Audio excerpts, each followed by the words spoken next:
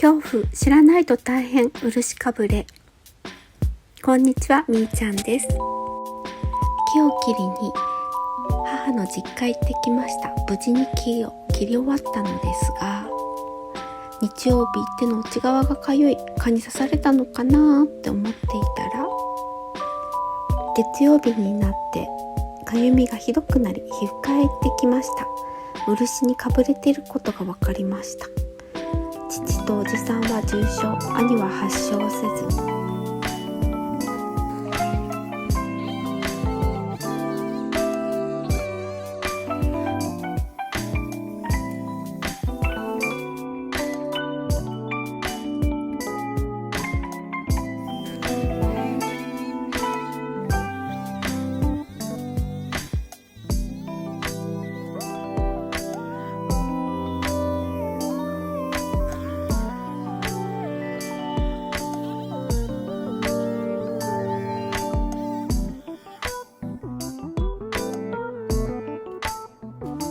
木に巻きついているツタのような木があり、おじさんが近所の人に漆かって聞いたら、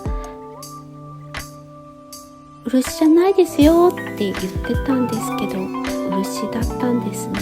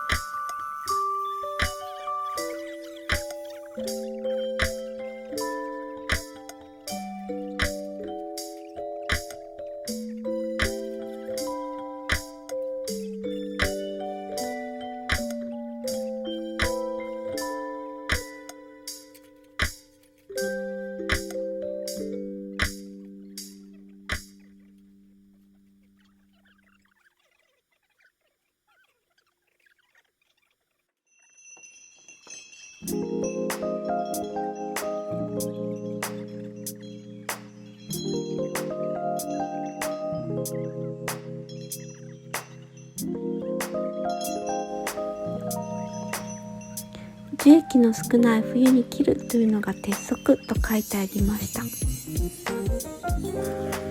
知らなかったとはいえ、真夏に切ったらダメですよね。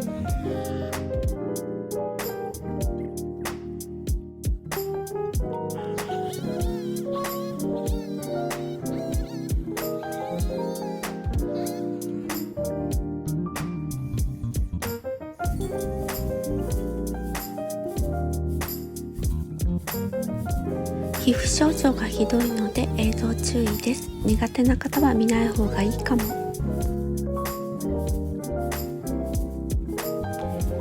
ちなみに兄に症状が出なかったのは、その作業中頭が痛いと言って休んでいたからと思われます。さ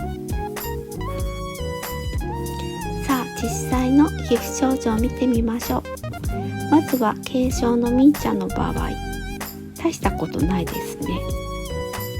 次は中等度の父の場合、父は手、足、半袖半ズボンで出ていた部分に集中して発疹が出ています。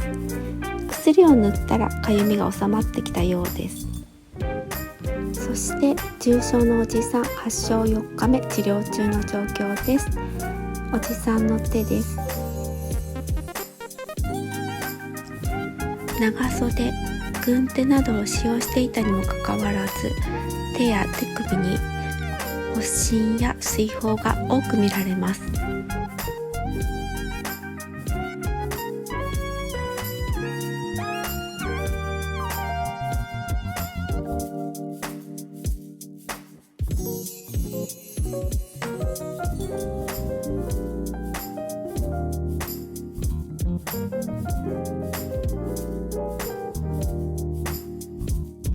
病院ではステロイド、抗アレルギー剤、そして塗り薬が処方されました。